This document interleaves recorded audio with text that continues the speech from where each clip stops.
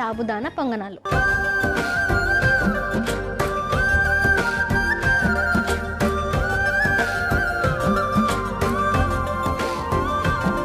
సాబుదానా పొంగడాలు తయారు చేసుకోబోతున్నాం. మరి దానికి కావాల్సిన పదార్థాలు ఏంటో చూసేద్దాం.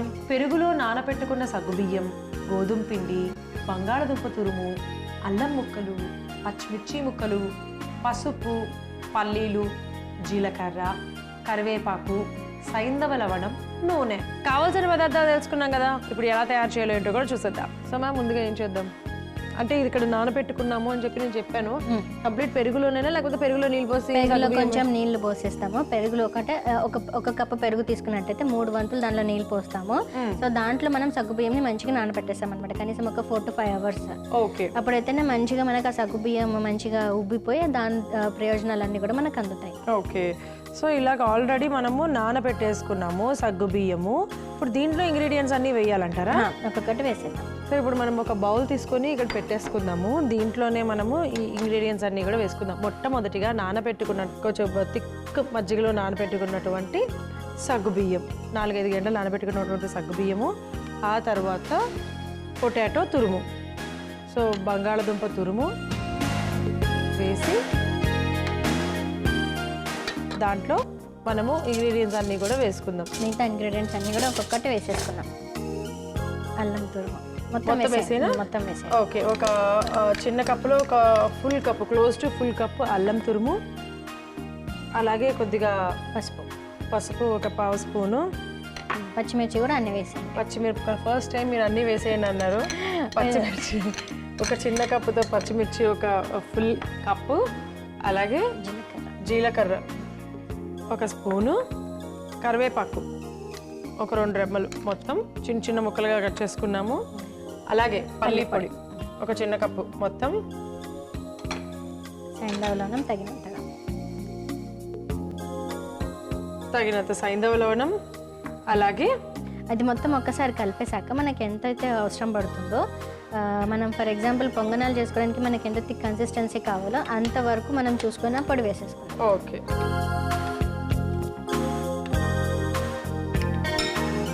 సో ఇంకొంచెం వేసుకుంటే సరిపోతుందేమో కదా?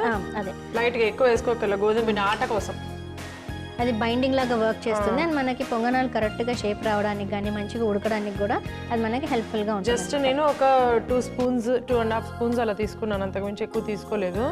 అది తీసుకొని కలిపేసుకోవాలన్నమాట. మనకప్పుడు ఈజీగా వచ్చేస్తుంది.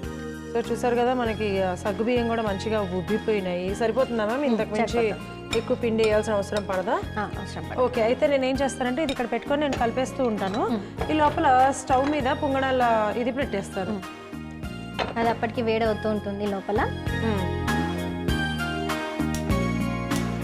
సో ఈ ప్రాసెస్లో మనకి నూనె కూడా చాలా తక్కువగా వాడతాము అండ్ సగ్గుబియ్యం అనేటువంటిది మనకి చాలా ఇన్స్టెంట్ ఎనర్జీని ఇస్తుంది అనమాట. ఎన్నో పోషకాలు ఉంటుంది, అంటే మంచిగా డీహైడ్రేట్ అవ్వకుండా మనకి కావాల్సినటువంటి నీటి శాతాన్ని అంతా కూడా మన శరీరానికి అందిస్తుంది. అందుకే ఉపవాసాలు ఉన్నప్పుడు కానీ ఏమైనా ఎక్కువసేపు తినకుండా ఉండాలని ఫాస్టింగ్స్ అన్నప్పుడు కానీ ఇంకా వెయిట్ లాస్ ప్రోగ్రాంలో కూడా మనకి సాబుదానా అనేటువంటిది ఎక్కువగా మనం వాడుతూ ఉంటాం అన్నమాట.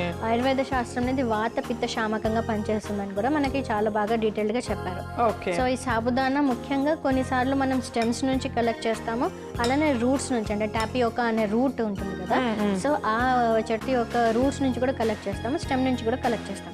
అది ఇట్లా రబ్ చేయగానే మనకి చిన్న చిన్న ఏమంటారు నాడ్యూల్స్ లాగా వచ్చేస్తుంది అనమాట. సో వాటినే మనం మళ్ళీ వాష్ చేసేసి పర్ల్స్ అంటారు, సాబుదానా పర్ల్స్ అంటారు, వాటినే మనం సాబుదానా అని అనుకుంటున్నాం. ప్యాన్ పెట్టుకున్నాం కదా, దీంట్లో నూనె పోసుకుందాం. అంటే పోసుకోక్కర్లేదు యాక్చువల్గా, ఫ్లోలో వచ్చింది. జస్ట్ నూనె కొద్దిగా అలా ఎక్కువ అవసరం లేదు. ఒక 2 స్పూన్స్ అట్లా అంటించి మంచిగా స్ప్రెడ్ చేసేద్దాం.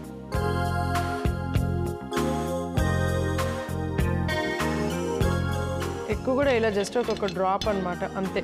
సో అలాగా అది కొద్దిగా వేడవుతుంది కదా, ఈ లోపల మనము ఒక్కొక్క దాంట్లో వేసేసి మూత కూడా తెచ్చేసుకుందాం. ఫస్ట్ వేసేద్దాము. మిడిల్ దాంట్లో ఎప్పుడైనా సరే చివరిగా వేయాలి, లేదంటే కనుక అది మాడిపోతుంది. సో చూసారు కదా, సో సగ్గుబియ్యము అంత ఈజీగా అరగదు కదా మ్యామ్, అంటే కొంచెం టైం తీసుకుంటుంది కదా అరగడానికి. టైం తీసుకుంటుంది, అందుకనే అది లాంగ్ టైం మనం ఇప్పుడు తీసుకున్న మళ్ళీ ఆహారం తీసుకోవడం చాలా టైం పడుతుంది. లేకపోతే ఫాస్టింగ్ ఉన్నప్పుడే మనం ఎక్కువగా ప్రిఫర్ చేస్తాము. అండ్ శరీరంలో ఉన్నటువంటి అధిక వేడిని కూడా తగ్గిస్తుంది. సో ఫర్ ఎగ్జాంపుల్ మనకి బాగా వేడి చేసింది అనుకోండి, యూరినరీ ట్రాక్ట్ ఇన్ఫెక్షన్స్ రికరెంట్గా వస్తున్నాయి అనుకోండి, అప్పుడు మనం సాబుదానాతోటి ఏమంటారు పాయసం లాగా చేసుకొని తింటుంటాం, లేకపోతే ఉడకబెట్టుకొని ఆ నీటిని తీసేసుకుంటాం, లేకపోతే కిచిడీ లాగా తీసుకుంటాము. సాబుదానాన్ని మంచిగా పౌడర్ చేసి దాన్ని గంజిలాగా కూడా వాచి తీసుకుంటాం. ఇట్లా చాలా విధాలుగా కూడా మనకు ఉపయోగంగా ఉంటుంది అన్నమాట. అండ్ ఇది బేబీస్ ఫుడ్ అని కూడా చెప్తారు. చిన్నపిల్లలకి సాబుదానా తినని పిల్లలకి కూడా మనం దీన్ని మంచిగా పౌడర్ చేసేసి ఆ పౌడర్ని రైస్ దాంట్లో కానీ లేకపోతే మంచిగా గోరువెచ్చని నీళ్ళల్లో మంచిగా మిక్స్ చేసి సెరిలాక్ లాగా కూడా ఇవ్వచ్చు అనమాట. అంటే బేబీ ఫుడ్స్ అంటారు కదా, సో వాళ్ళకి చిన్నపిల్లలకి గ్రోత్కి చాలా బాగా ఉపయుక్తంగా ఉంటుంది అనమాట. అందుకని ఇది విటమిన్ ఏ, విటమిన్ డి కూడా అధికంగా ఉంటుంది సాబుదానాలో. సో మనకి గుండెకి ఎంతో హితకరంగా ఉంటుంది, అట్లనే ఎముకలు కూడా దృఢంగా ఉంటాయి. ఓకే, నేను అదేంటది ఒకసారి వెళ్ళి మూత కూడా తీసుకొని వచ్చేస్తాను మ్యామ్, సో దట్ అది ఈజీగా ఉడికిపోతుంది కదా మూత పెడితే. ఓకే, సో మూత పెట్టేసేద్దాము. ఒకవైపు ఉడికిపోయిన తర్వాత రెండో వైపు కూడా తిప్పుకొని అలా రెండు వైపులా కూడా చక్కగా మంచిగా కాల్చుకుందాం. సో మ్యామ్, ఈ సగ్గుబియ్యం అనేది వీళ్ళు తినకూడదు వీళ్ళు తినకూడదు అనే రిస్ట్రిక్షన్స్ ఏమైనా ఉన్నాయా? ఏం లేవు, అందరు తినచ్చు, చిన్నపిల్లలు పెద్దవాళ్ళు. అందుకనే చెప్పాను కదా బేబీస్ ఫుడ్ అన్నాం కదా. సో బేబీస్ తినగలిగారు అని అంటే ఇంకెవరైనా కానీ తినేసేయచ్చు. ఎందుకంటే వాళ్ళకున్నంత డెలికేట్ సిస్టమ్ కానివ్వండి, అంటే అన్ని డెలికేట్, వాళ్ళకి జీర్ణాశయం కూడా సక్రమంగా అప్పటికి డెవలప్ అవ్వదు. అలానే nervous system, growth development, so వీటన్నిటికీ బేబీస్కి యూస్ఫుల్ ఉన్నదంటే అందరు కూడా తినేసేయచ్చు. సో ఇప్పటి వరకు మీరు సగ్గుబియ్యం ఎవరు తీసుకోవాలి, ఎంత మోతాదులో తీసుకోవాలి ఏంటి అని ఇవన్నీ చెప్పారు కదా. ఇప్పుడు మన ఇంగ్రీడియంట్స్ అన్నీ కూడా మిక్స్ చేసి తీసుకుంటాం కదా, వీటి వల్ల కలిగే ప్రయోజనాలు ఏంటి? సో వీటి వల్ల ఏంటంటే ముఖ్యంగా IBS అంటే ఇరిటబుల్ బవల్ సిండ్రోమ్ ఉంటుంది కదా, సో దానిని కరెక్ట్ చేయడానికి ఇది ఇంకా యూస్ఫుల్గా ఉంటుంది అనమాట. ఎందుకంటే మనకి దీనిలో మనం మజ్జిగ వాడాం కదా, అంటే అది కూడా ఒక కప్పు పెరుగు 3 వంతులు నీళ్లు పోసి మంచిగా దాన్ని ఆ రేషియోలో మనం యూస్ చేసాం.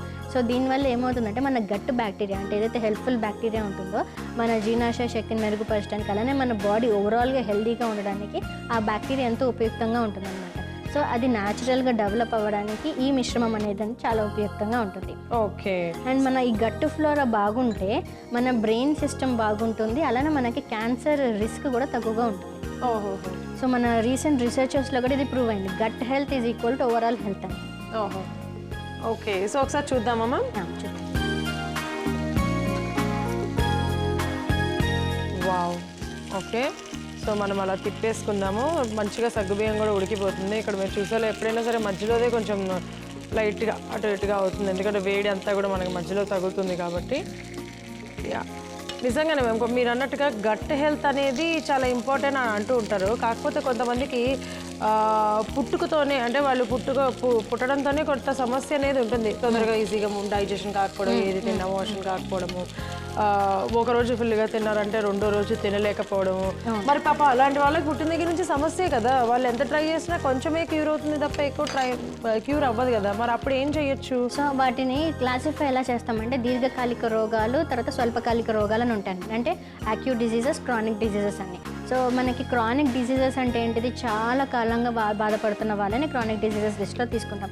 సో వాళ్ళకి ట్రీట్మెంట్ అనేది ఎక్స్ట్రాగా అవసరం పడుతుంది. ఇప్పుడు మనం ఇది ఏమిటిదంటే మనం జనరల్ హెల్త్ కండిషన్ ఇంప్రూవ్ అవ్వడానికి, న్యాచురల్గా మనం ఉన్న హెల్త్ కాపాడుకుంటూ వేరే కొత్త సమస్యలు దరిచేరకుండా ఉండడానికి, మనం ఆరోగ్యకరంగా ఉండడానికి ఇవి వాడుతున్నాం. సో అట్లా దీర్ఘకాలికంగా ఏదైనా వ్యాధిలాగా ఉన్నటువంటిది అయితే మనకి ఖచ్చితంగా మెడిసిన్స్ అనేటువంటిది అవసరం. అండ్ ఇప్పుడు ఏదైతే గట్ హెల్త్ అని చెప్పామో, ఇప్పుడు అందరు గట్ హెల్త్ అంటున్నారు. ఇదే కాన్సెప్ట్ని ఆయుర్వేద శాస్త్రంలో అగ్ని ప్రమాణం అని చెప్పారు.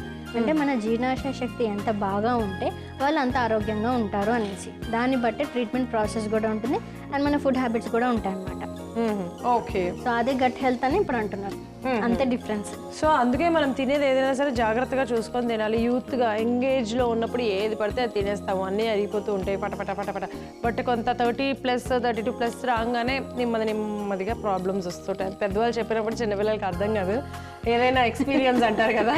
బట్ ఎనీవే, అలా ఎక్స్పీరియన్స్ అవ్వకుండా ఉండడానికి మన ఆయుర్వేదాహార కార్యక్రమంలో శిరీష గారు మీకోసం మంచి రెసిపీస్ రుచికరంగా ఆరోగ్యాన్ని ఇచ్చే విధంగా తయారు చేస్తున్నారు కాబట్టి ట్రై చేసేసేయండి. సర్వ్ చేసేసుకుందాం.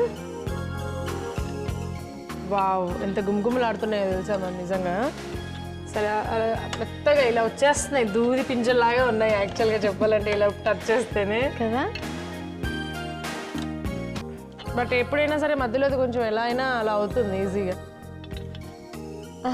ఇలాంటివి వేడిగా తింటే సూపర్ ఉంటుంది. అట్ ద సేమ్ టైం ఏంటంటే మనకి వీటిలో చట్నీ కూడా అవసరం లేదు, ఎందుకంటే మనము పచ్చిమిర్చీలు అల్లము ఇదంతా వేసాం కాబట్టి ఆటోమేటిక్గా టేస్ట్ అల్టిమేట్ ఉంటుంది. వాసనతో చెప్పేయచ్చు కొన్ని టేస్ట్ని అలా చెప్పేసి కదా. చాలా బాగా వచ్చాయి. యా. సో మనకి ఇన్స్టెంట్ ఎనర్జీని ఇస్తూ అలానే మన శరీరంలో ఉన్నటువంటి అధిక వేడిని తగ్గిస్తూ మన గ్రోత్కి డెవలప్మెంట్కి చాలా బాగా ఉపయోగపడేటువంటి సాబుదానా పొంగనాలు రెడీగా ఉన్నాయి. సాబుదానా పొంగడాలు అయితే రెడీ అయిపోయాయి కాబట్టి ఇప్పుడు టేస్ట్ ఎలా ఉందో చెప్పేస్తాను. చాలా వేడిగా ఉన్నాయి.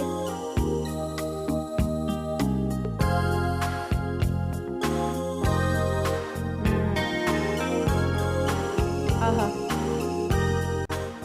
వేడిగా తింటే ఒకటి కాదు కదా, మినిమం 3 ప్లేట్స్ ఈజీగా తినేసేయచ్చు. అంత టేస్టీగా ఉన్నాయి, అంతంత బాగున్నాయి.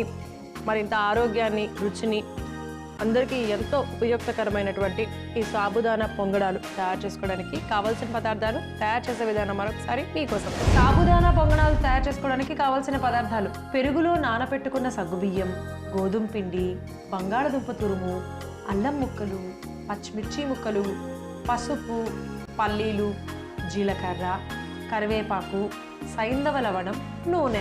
సాబుదానా పొంగనాలు తయారు చేసుకునే విధానం: ముందుగా ఒక మిక్సింగ్ బౌల్ తీసుకొని అందులో 4-5 గంటల పాటు పెరుగులో నానబెట్టుకున్న సగ్గుబియ్యం, 1 కప్పు బంగాళదుంప తురుము, చిన్న కప్పు అల్లం తురుము, కొద్దిగా పసుపు, చిన్న కప్పు పచ్చిమిర్చి, 1 చెంచా జీలకర్ర, కొంత కరివేపాకు, పల్లీల పొడి, రుచికి సరిపడా సైంధవ లవణం వేసి బాగా మిక్స్ చేసుకోవాలి. తరువాత సరిపడా గోధుమ పిండిని కూడా వేసుకొని బాగా మిక్స్ చేసుకోవాలి. ఇప్పుడు స్టవ్ వెలిగించి పొంగనాల ప్యాన్ పెట్టుకొని నూనె రాసి వేడి చేసుకోవాలి. కొద్దిగా వేడైన తర్వాత కలుపుకున్న మిశ్రమాన్ని పొంగనాల్లాగా వేసి మూత పెట్టుకొని 2 వైపులా తిప్పుకుంటూ ఉడికించుకోవాలి. పొంగనాలు ఉడికాక సర్వింగ్ ప్లేట్లోకి తీసుకుంటే శరీరంలో ఉండే అధిక వేడిని తగ్గించి తక్షణ శక్తిని అందించడమే కాకుండా గట్ బ్యాక్టీరియాని డెవలప్ చేస్తూ హెల్దీగా ఉంచే సాబుదానా పొంగనాలు రెడీ.